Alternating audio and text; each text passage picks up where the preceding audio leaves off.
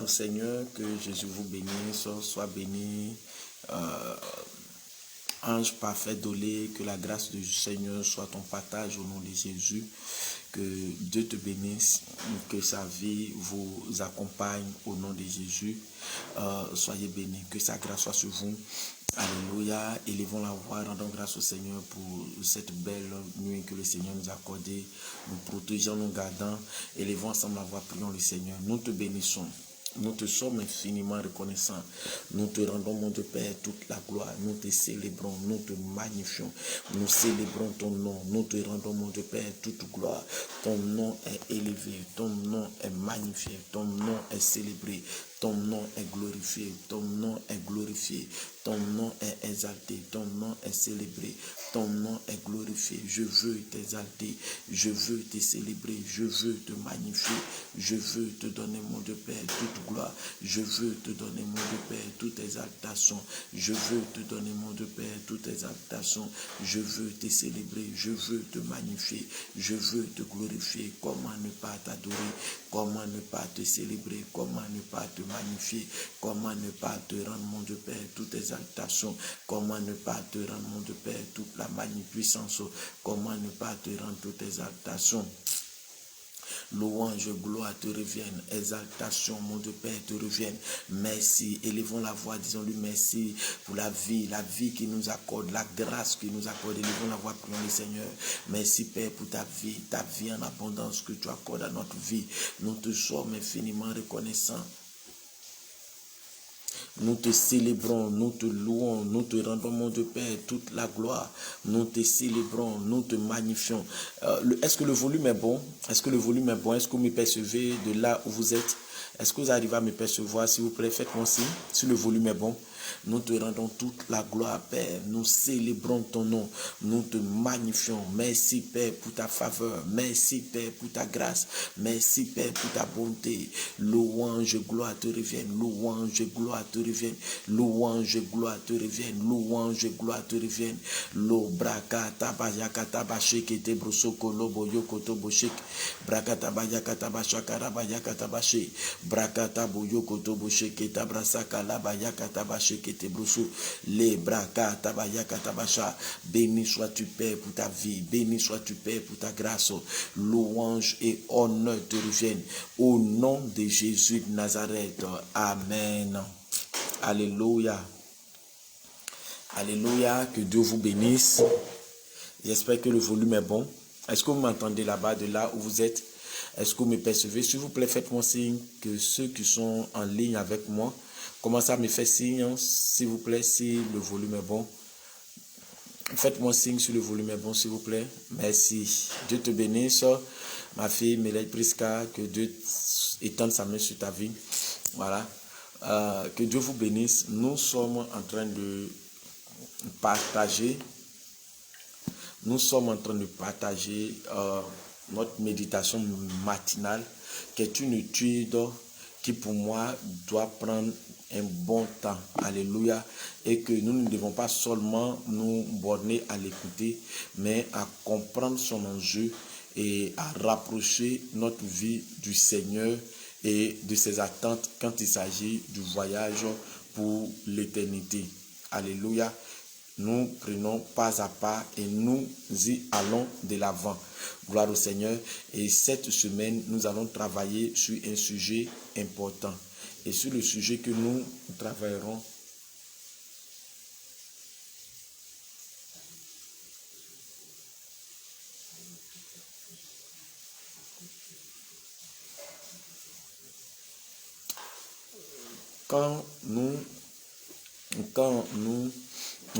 excusez-moi, comme je l'ai dit, que nous avons pour devoir de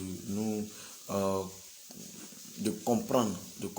Et la semaine passée, nous avons partagé, pendant que j'ai là partagé, ne vous empêchez pas de partager dans les groupes WhatsApp, dans les groupes Messenger, partager dans les groupes Facebook, partager. Alléluia. C'est participer à l'œuvre de l'évangélisation, c'est faire l'œuvre missionnaire. je n'arrive pas à me déplacer pour parler de Christ aux gens, mais j'ai la capacité de partager des vidéos et prier pour qu'ils puissent vraiment le lire, l'aborder, l'écouter. Alléluia. Comme je le dis, que cette semaine, par la grâce de Dieu, nous avons, excusez-moi,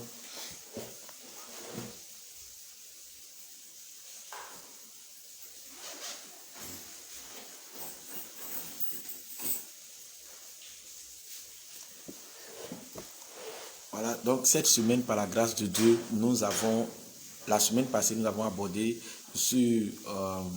nous avons plus passé du temps sur le tribunal de Christ et c'était pour moi une belle méditation. Pendant que je donnais, je me sentais édifié et je sentais mes forces être renouvelées et j'avais l'envie d'aller de l'avant. Alléluia.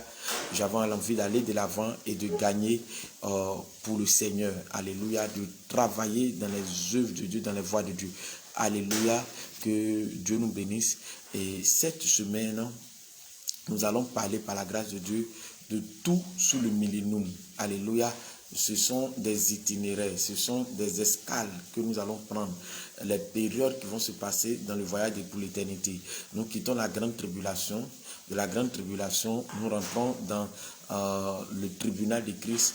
Il va y avoir une prolongation après la grande tribulation où les boucs et les brebis seront séparés. Il va y avoir le tribunal de Christ où certaines personnes vont être récompensées. Alléluia. Après cela, nous rentrons dans le millénium. Alléluia. On va connaître tout sur le millénium. Ce n'est pas l'Apocalypse qui parlera du millénium seulement. L'Apocalypse annonce le millénium, mais les prophètes de l'Ancien Testament, et jusqu'à même au Nouveau Testament, certaines personnes ont donné point sur point ce qui va se passer dans le millénium. Alléluia. On va chercher à toucher le millénium. Alléluia. Aborder tout sur le millénium cette semaine. Donc, soyons vraiment disponibles et disposés. Alléluia. Gloire au Seigneur. Apocalypse chapitre 20. Apocalypse chapitre 20. Verset 1 à 6. Ça y est, marqué à l'entête. On n'a pas besoin que la communication mette ça. Nous pouvons écouter. Ou si nous avons notre cahier de méditation, c'est très important de le prendre. Alléluia. Il peut arriver des fois, ça, les réseaux sociaux ne passent pas, mais ton cahier est une référence pour toi. Apocalypse 20, verset 1 à 6. La Bible nous parle, je le lis. Puis je vis descendre du ciel un ange qui avait la clé de l'abîme et une grande chaîne dans sa main. Il saisit le dragon, le serpent ancien, qui est le diable et Satan. Il le lia pour 1000 ans. Il le jeta dans l'abîme, ferma et scella l'entrée au-dessus de lui, afin qu'il ne séduise plus les nations jusqu'à ce que les 1000 ans furent accomplis. Jusqu'à ce que les 1000 ans furent accomplis. Après cela, il faut qu'il soit délié pour un peu de temps et je vis des trônes et ceux qui s'y assirent fut donné le pouvoir de juger. Et je vis les âmes de ceux qui avaient été décapités à cause du témoignage de Jésus et à cause de la parole de Dieu, et de ceux qui n'avaient pas adoré la bête ni son image et qui n'avaient pas reçu la marque sur le front et sur la main. Il revint à la vie et il régnait avec Christ pendant 1000 ans. Les autres morts ne revinrent point à la vie jusqu'à ce que les 1000 ans furent accomplis. C'est la première résurrection. Heureux et saints ceux qui ont part à la première résurrection. La seconde mort n'a point de pouvoir sur eux. Mais ils seront sacrificateurs de Dieu et de Christ, et ils régneront avec lui pendant 1000 ans. Pendant 1000 ans. Alléluia. Vous voyez, dans la période de millénium, ce qui se passe, la Bible ici parle qu'il va avoir lorsque nous allons quitter le tribunal de Christ, qui ne va même pas être un long temps, c'est un temps de la récompense, ainsi de suite. Chacun va revêtir, nous allons avoir l'éclat, comme j'ai dit, et nous rentrons dans une autre période, et ça sera sur la terre. Qu'est-ce qui va se passer? La terre sera rénovée. Notre Seigneur, la parole de Dieu a dit, il va rénover la terre.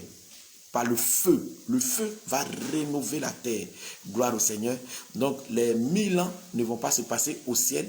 Nous sommes descendus lorsque il y avait la guerre de Gog et Magog d'Armageddon, la troisième guerre mondiale, qui va être le combat d'Israël contre les nations.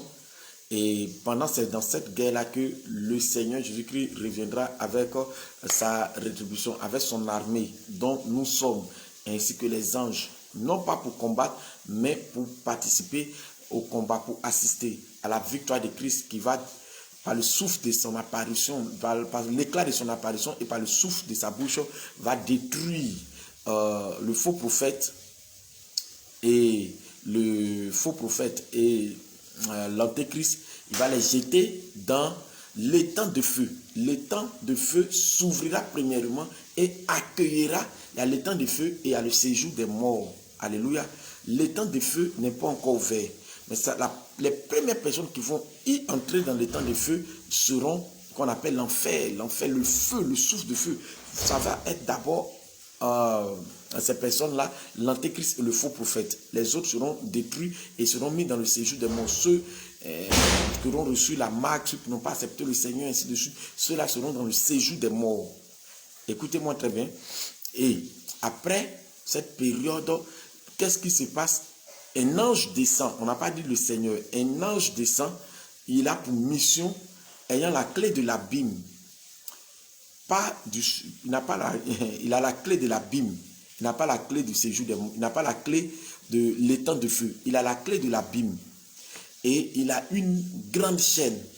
Il viendra et il ouvrira et il mettra Satan, qu'on appelle le dragon, le serpent ancien, le diable Satan, celui qui séduit les nations. Il va les jeter, il va le jeter du moins dans le séjour des morts, dans l'abîme, et il va fermer, il va sceller, selon la parole que nous venons de lire. Alléluia, il va sceller ce lieu-là. La Bible dit, il saisit, il le jeta dans l'abîme, ferma, au verset 3, ferma et scella l'entrée au-dessus de lui, afin qu'il ne séduise plus les nations jusqu'à ce que les 1000 ans furent accomplis. Donc pendant la période de millénium, pendant que la terre sera rénovée par le Seigneur, on ne va pas avoir les goudrons de Niangon, tout ça, les herbes, non. Rénover, ça va être, Dieu va donner une nouvelle image par la puissance de son feu. Il va rénover la terre et il viendra et nous allons régner avec lui. C'est pour cela qu'on parle que d'autres vont avoir 10 villes. D'autres vont avoir 10 villes à gouverner. C'est pour ça qu'on dit, d'autres vont juger. Alléluia. Des gouverneurs sont des juges. Alléluia. Ils vont gouverner sur 10 villes. D'autres vont gouverner sur 5 villes. D'autres vont gouverner sur des nations. Ainsi de suite. Selon la récompense, selon le travail que nous aurons fait fidèlement pour Dieu sur la terre, pendant que nous étions dans le corps mortel, pendant que nous avons donné notre vie à Christ. Alléluia. Et la Bible déclare ici que Satan va être d'abord lié. Parce que s'il est là, on va vivre encore une vie perturbée. Alors, Satan sera lié. Quelqu'un peut-être va me demander, ces démons, toutes ces personnes ne pourront pas régner. Les démons ne pourront pas régner pendant la période de 1000 ans. Ceux qui seront avec le Seigneur pendant 1000 ans, la Bible parle ici qu'il va avoir les premières personnes qui ont été ressuscitées après la dernière trompette, qui sont les morts en Christ. Avant que Jésus-Christ ne revienne, le retour de Jésus-Christ que nous attendons. Ces personnes-là, les morts en Christ, vont ressusciter d'abord. Après, nous qui serons restés pour attendre l'avènement du Seigneur, nous serons aussi emportés avec eux dans les airs. Et quand nous reviendrons, nous revenons avec le Seigneur. Lorsqu'il bat le diable, lorsqu'il enchaîne le faux prophète et l'antéchrist dans l'étang de feu, alléluia, nous ne remontons pas. Nous restons dans le corps glorieux. Nous restons avec la sphère des anges. Nous revenons avec lui Alléluia. Et pendant ce temps, il y avait un autre groupe d'Israël qui a accepté le Seigneur et qui a vécu. Ces personnes-là vont avoir la longévité dans les 1000 ans. Alléluia. Et nous allons avoir l'immortalité. Alléluia. Nous allons vivre dans ce corps incorruptible. Alléluia. Nous serons semblables aux anges. Alléluia. Et nous allons régner sur la terre avec le Seigneur si cette terre rénovée pendant 1000 ans. Donc il va y avoir toutes sortes de rachetés. Et quoi?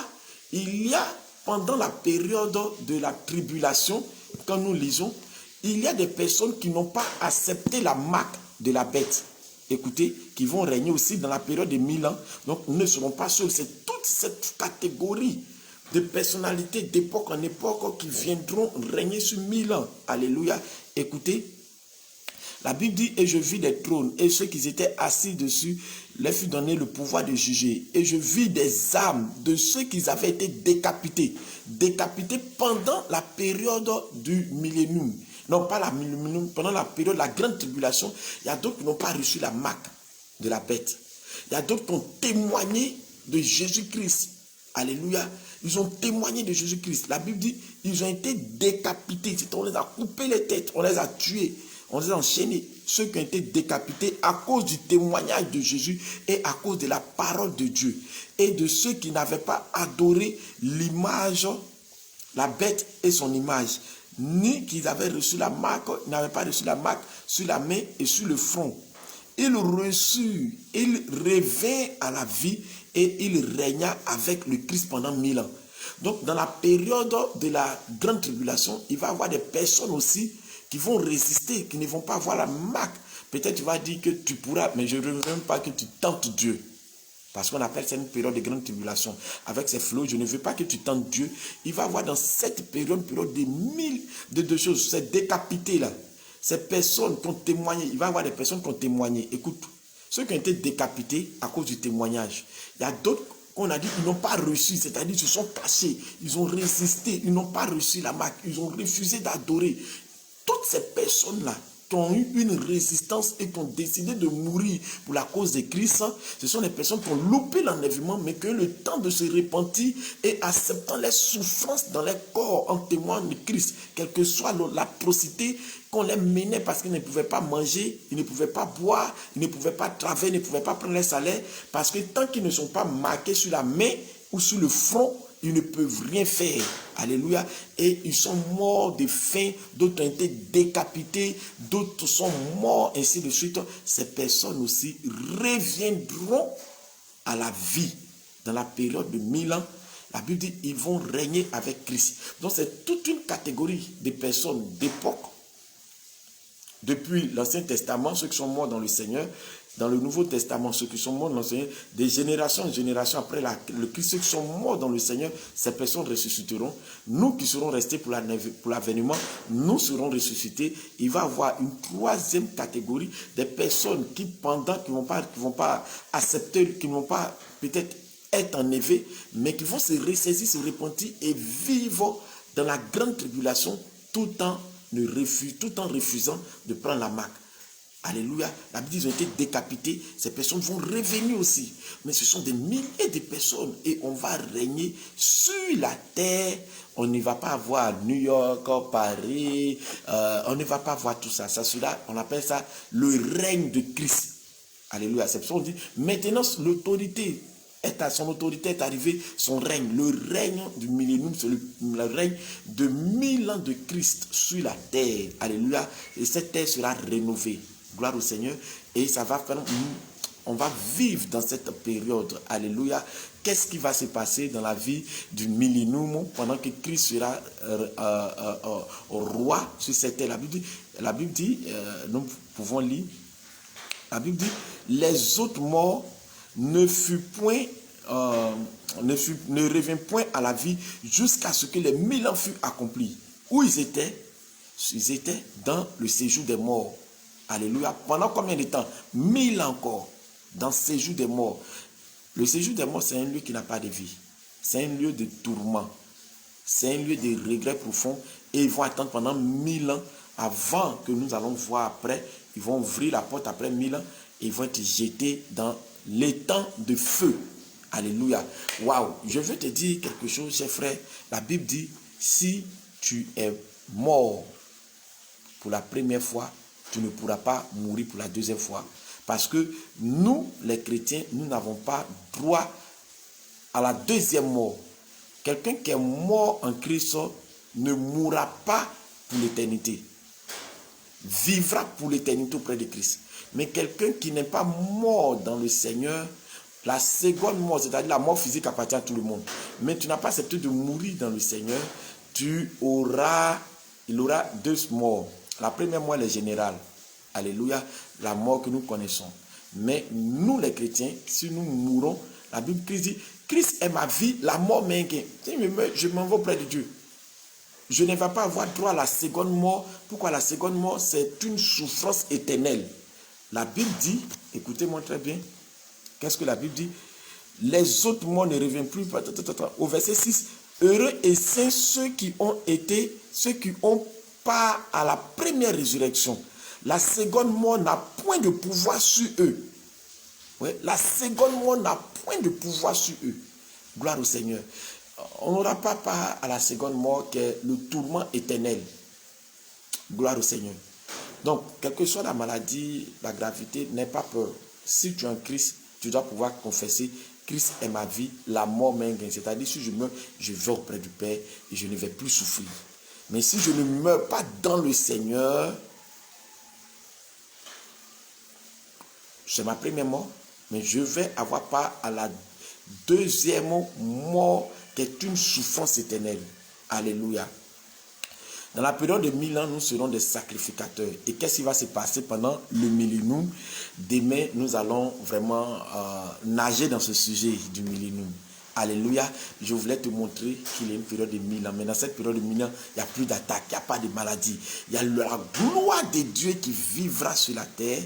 Et Christ et son tabernacle qui seront manifestés sur la terre, qui n'a rien à voir avec la Nouvelle Jérusalem. On n'est même pas encore arrivé là. Mon Dieu, on va régner pendant 1000 ans.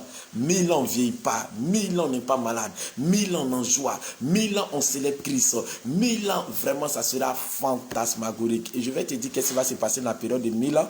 Alléluia, tu vas découvrir qu'on retournerait à l'Éden. Alléluia, où les animaux peuvent causer avec les hommes. Il n'y aura pas de férocité dans les animaux. Et il y aura une amicalité entre les animaux féroces et les hommes, parce qu'ils ne seront plus féroces.